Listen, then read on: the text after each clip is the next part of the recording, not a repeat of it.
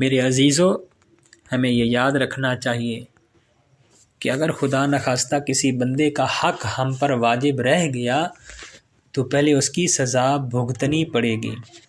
اس بارے میں ایک صحابی کا قصہ سن لیجیے جو احادیث میں بھی موجود ہے۔ وہ یہ ہے کہ 2 صحابی تھے، ایک حضرت عوف بن مالک رضی اللہ تعالی عنہ اور ایک حضرت صعب بن حثامہ رضی اللہ تعالی عنہ۔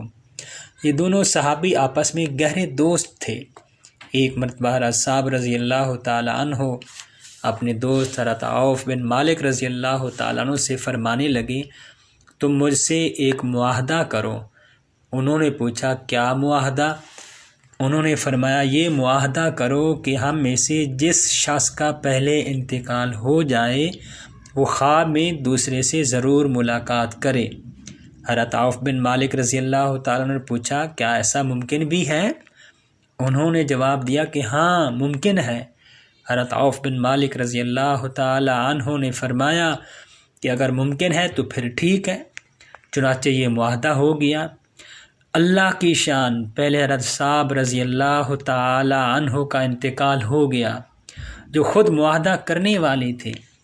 انتقال کے بعد پہلی ہی رات خواب میں حضرت عوف بن مالک رضی اللہ تعالیٰ عنہ کے پاس ملاقات کے لیے تشریف لے آئے۔ حضرت عوف بن مالک رضی اللہ تعالیٰ عنہ نے ان سے پوچھا کہ بتاؤ کیسی گزری، اللہ تعالیٰ کے سامنے کیسے پیشی ہوئی؟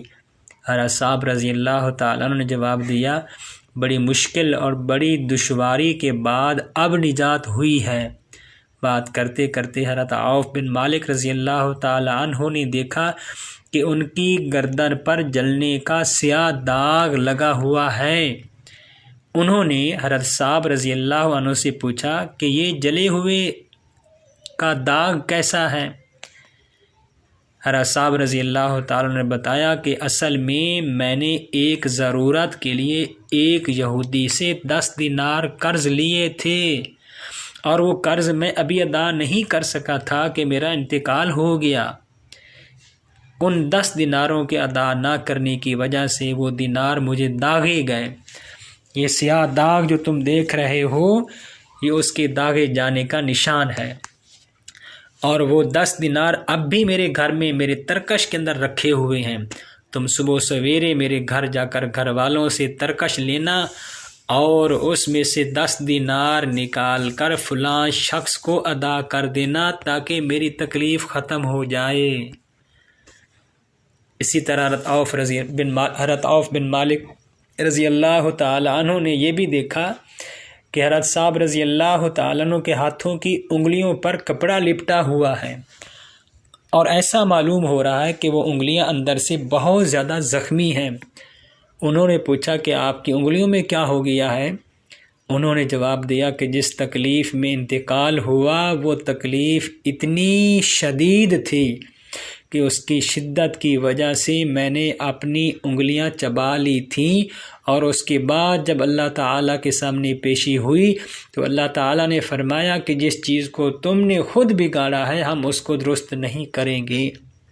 میں نے اس کو اس لیے چھپایا ہوا ہے کہ اگر آپ اس کو دیکھیں گے تو آپ کو بھی تکلیف ہوگی۔ حضرت عوف بن مالک رضی اللہ تعالیٰ عنہ فرماتے ہیں کہ میں صبح اٹھ کر سب سے پہلے میں ان کے گھر گیا اور ان سے ترکش مانگا تو اس میں واقعی 10 دینار رکھے ہوئے تھے، اور غالباً وہ دینار استعمال میں بھی نہیں آئے تھے۔ میں نے جا کر ان کا یہ قرض ادا کر دیا، اور اس کے بعد میں حضور اقدس صلی اللہ علیہ وسلم کی خدمت میں حاضر ہوا اور خواب کا سارا واقعہ بیان کیا اور بتایا کہ میں نے ان کا قرض تو ادا کر دیا ہے لیکن ان کو انگلیوں کی تکلیف بہت شدید ہے جو مجھ سے دیکھی نہ گئی، اس کے لیے آپ دعا فرما دیں۔ چنانچہ حضور اقدس صلی اللہ علیہ وآلہ وسلم نے اپنے ہاتھ مبارک اٹھائے اور ان کے لیے دعا کی کہ یا اللہ ان کو معاف فرما۔ دوسری رات جب میں سویا تو حضرت صعب رضی اللہ تعالیٰ عنہ پھر خواب میں آئے، اور اب ان کی گردن کا داغ بھی دور ہو چکا تھا اور ان کی انگلیاں بھی ٹھیک ہو چکی تھیں۔ اس لیے میرے محترم سامعین، ہمیں اس واقعہ سے عبرت حاصل کرنی چاہیے، ہمیں سبق حاصل کرنا چاہیے۔ ہم کوشش کریں، حتی الامکان کوشش کریں پوری کوشش کریں کہ ہمارے اوپر کسی کا 1 روپیہ بھی قرض نہ ہو، اور کسی کا ہم حق نہ کھائیں، کسی کو دکھ اور تکلیف نہ دیں۔ اللہ ہمیں عمل کرنے کی توفیق عطا فرمائے۔